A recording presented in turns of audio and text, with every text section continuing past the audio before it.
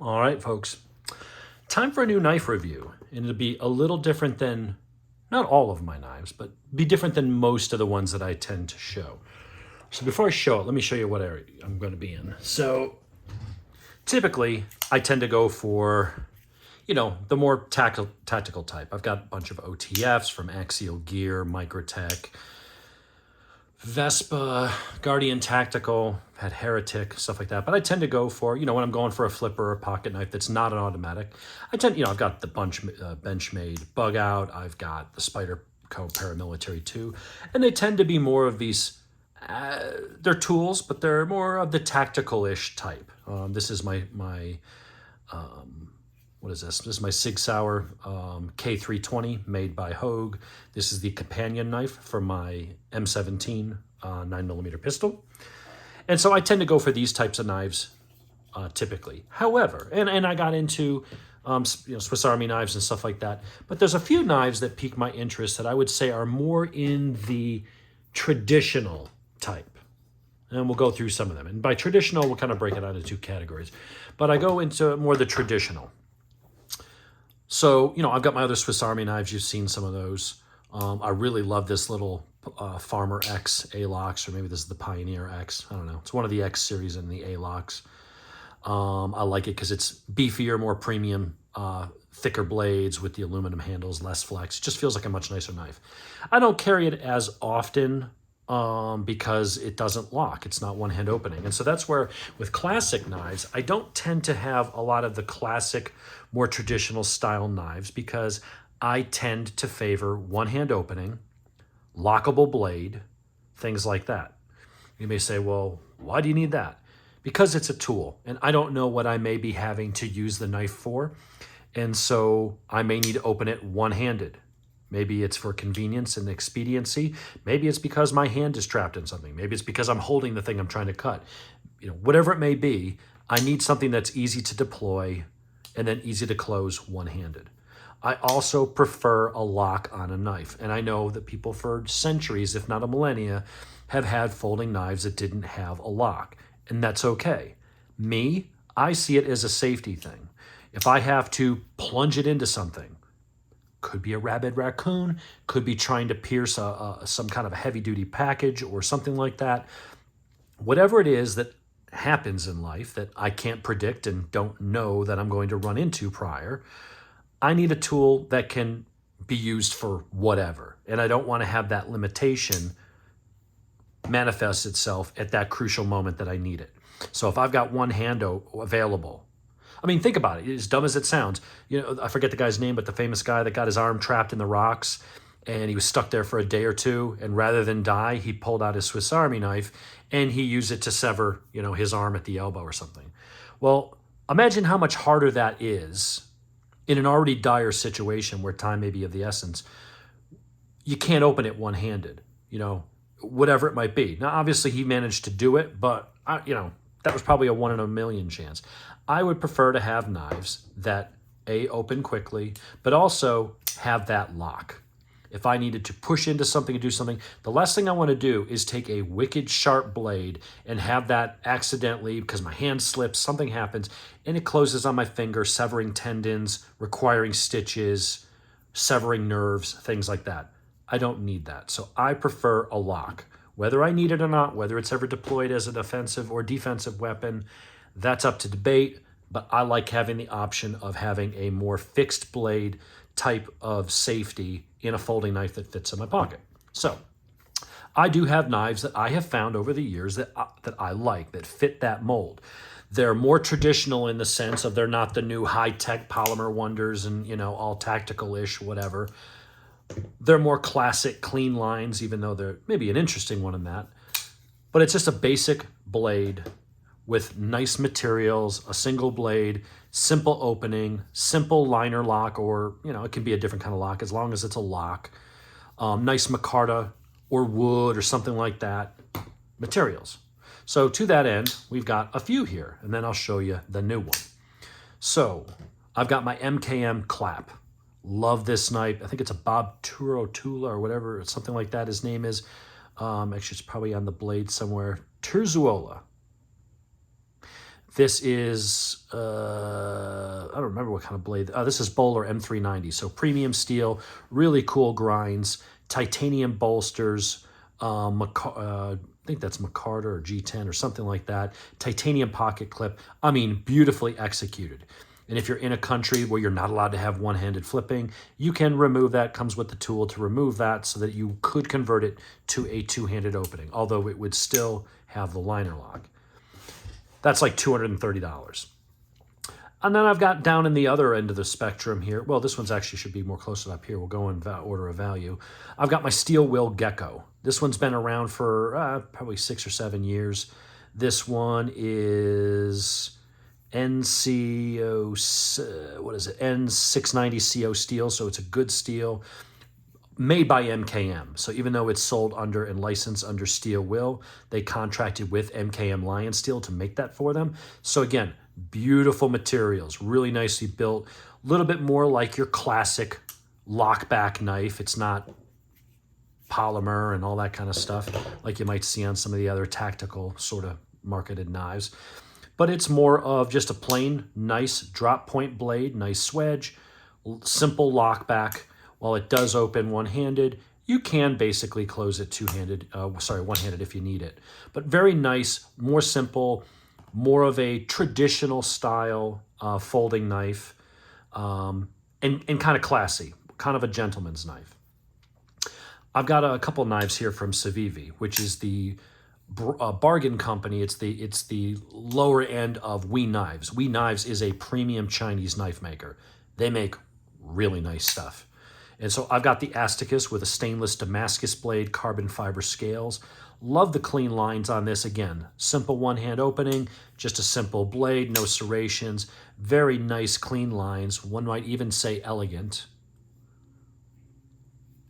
And just a beautiful, beautiful knife. This is a wicked slicer. I'm actually probably going to get the mini version of this because this is a big blade. This is a big pocket knife. I'd rather have the 3¼ inch blade.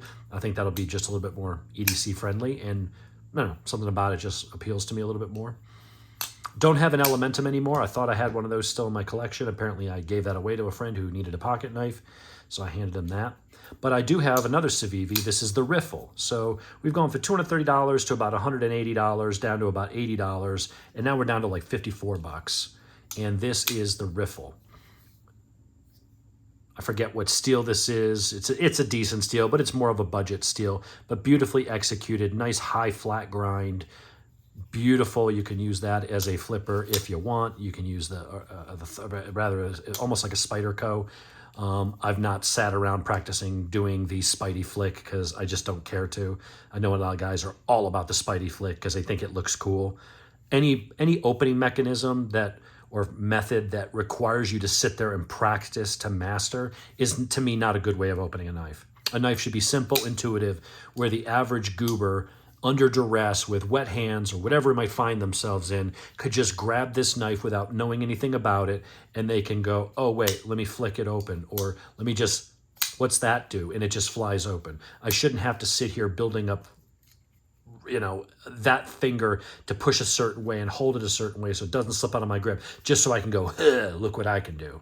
Don't care about that. Anyway, if you're a fan of the Spidey flick, sorry. I'm not, because I just don't think it's that efficient. I think people do it just to look cool. So, all right, so that's what we've got. These are the kinds of knives. You've seen me do all the OTFs and all the tactical knives. You've seen me do, other traditional knives and things like that. So here is what I've got today. And this one, I saw the first one that came out, and it is the Appalachian Drifter 2. And I saw the first one, and I liked it a lot, but it's a slip joint. I don't want a slip joint. I'll put up with it with this because, hey, it's a Swiss Army knife, although the ones I tend to carry more are the newer ones, the bigger ones that lock. But I keep harping on it. I really like having a lock. I see it as a safety thing. So this I liked because I loved the lines of it. I loved that it was a bit smaller. I don't have my Elementum here with me, but it's probably going to be more along the size of that. We'll do a size comparison in a moment. But this has beautiful carbon fiber on the bolster, stainless steel inserts that are properly radiused. We've got nice micarta dark green on the handle. And then we have this blade, which is a clip point, which you can open one-handed with a super high hollow grind. I mean, look at that. And it is a liner lock. It is on ball bearings, and it's a front flipper. Has a deep carry pocket clip. I don't see a left-handed pocket clip in here, and it's not drilled, so this is right hand only, so sorry lefties. But this is a beautifully executed little knife. Now, it has a strong detent, and I've never used a front flipper before, so I will probably have to play with that just a little bit. It's a little different style than I am used to. Oh, there we go. Just that the detent is really strong.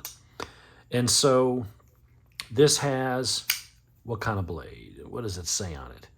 I think this is like it might be S35VN. It's really hard.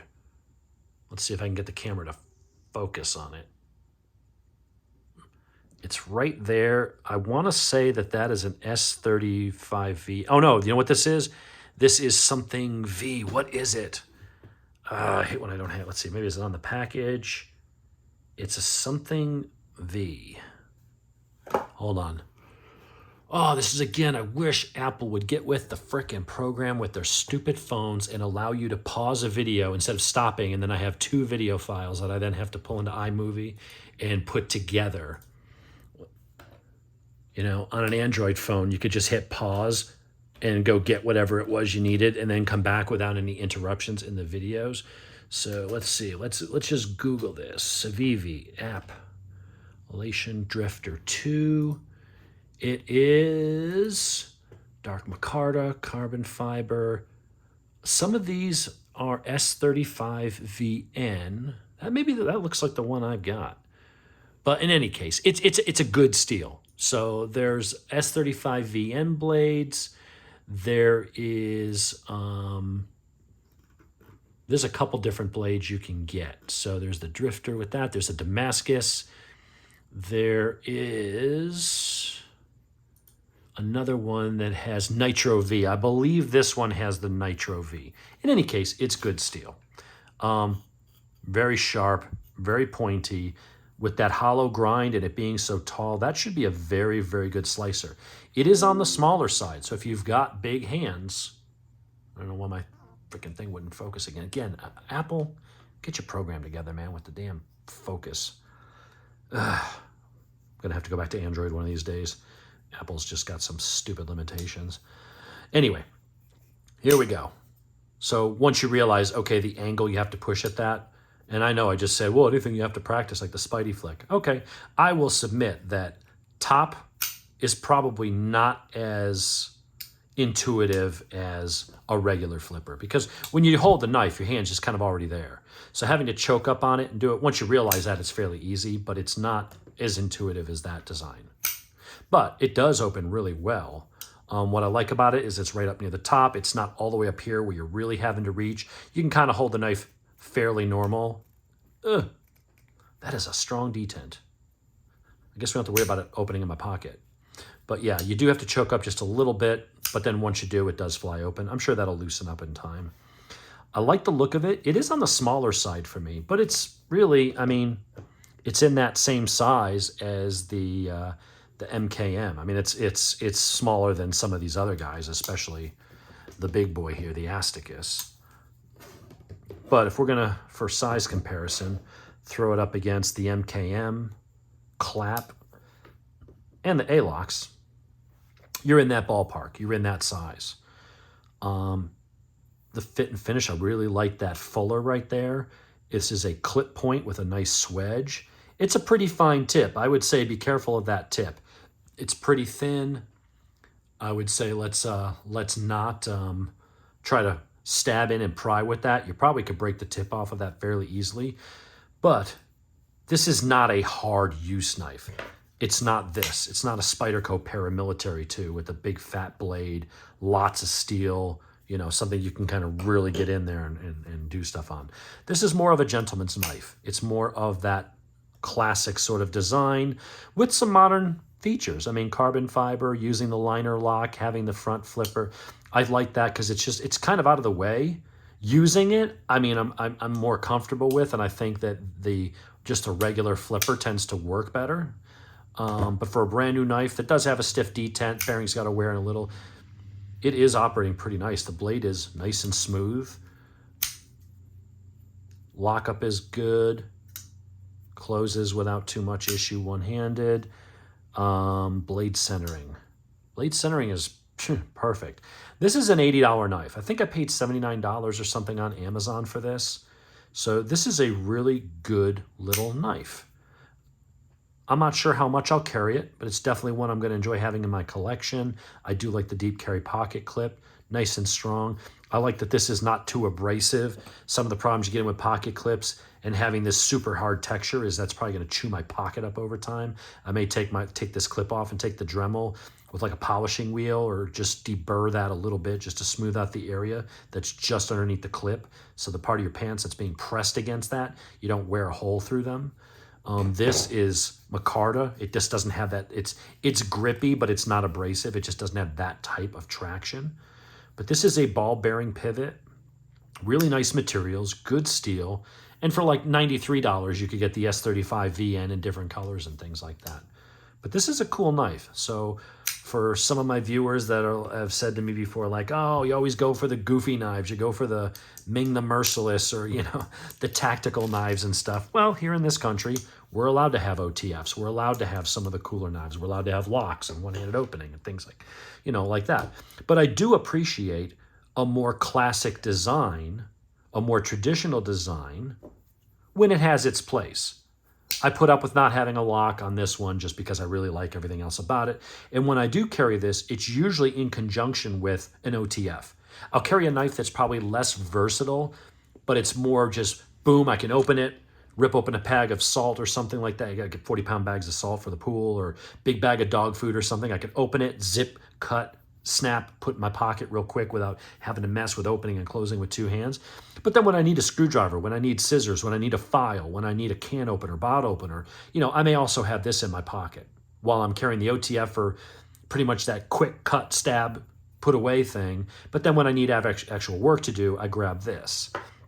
Other times, I'll just have a single blade knife like this. If I want something, depending on how I'm dressed or where I'm going to go, something like this will get less of a look. This will get less of a look if I had to pull it out somewhere, in public than pulling out an OTF or something like this. It's got, serrated edges and looks like it's just meant to do damage. They're all tools, right? At the end of the day, you can use it for good or bad.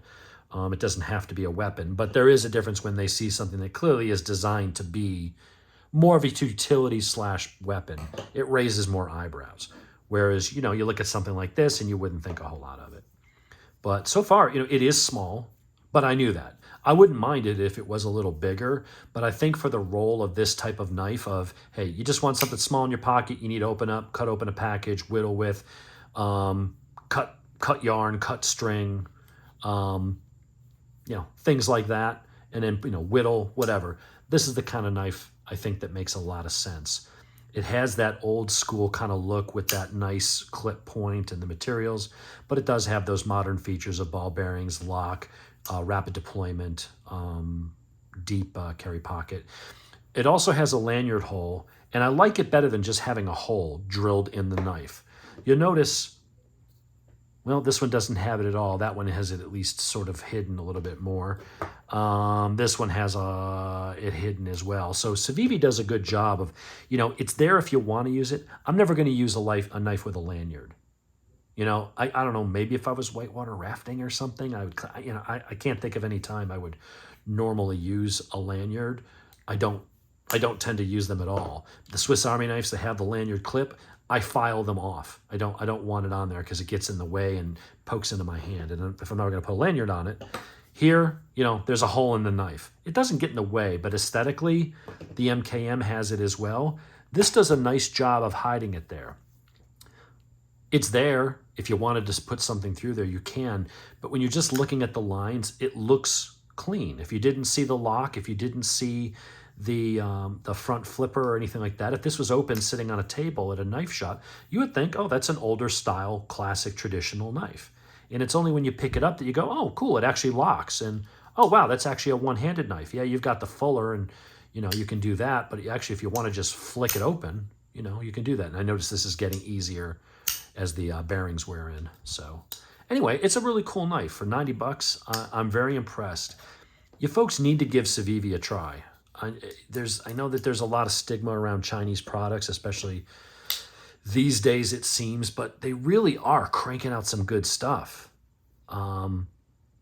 It's not that these knives right here are made in China, but you can go buy a $500, $600, $700, $800 Chinese knife, and they are phenomenal. These ones are in the budget range, but for less than $100, I mean, if this was a U.S. made knife, this would easily, if this was a Gerber, hey, I don't even think Gerber has anything this high quality anymore. But this would be over $100. You can get these on Amazon for 53 bucks, or Old Town Cutlery, I think is where I bought that one over here in Cumming, Georgia. Same thing here. I picked this up over there for like $70 or $79 or something like that. If this was a U.S. made knife with these materials, you'd be paying well over $100. Same for this. So it's a lot of value. It's a lot of value for your money. You get a lot of knife. You get some really cool materials. You get a really good look and feel, and they're put together really, really well. So anyway, that's the review that we've got for today. But you got any questions? Throw them in the comments.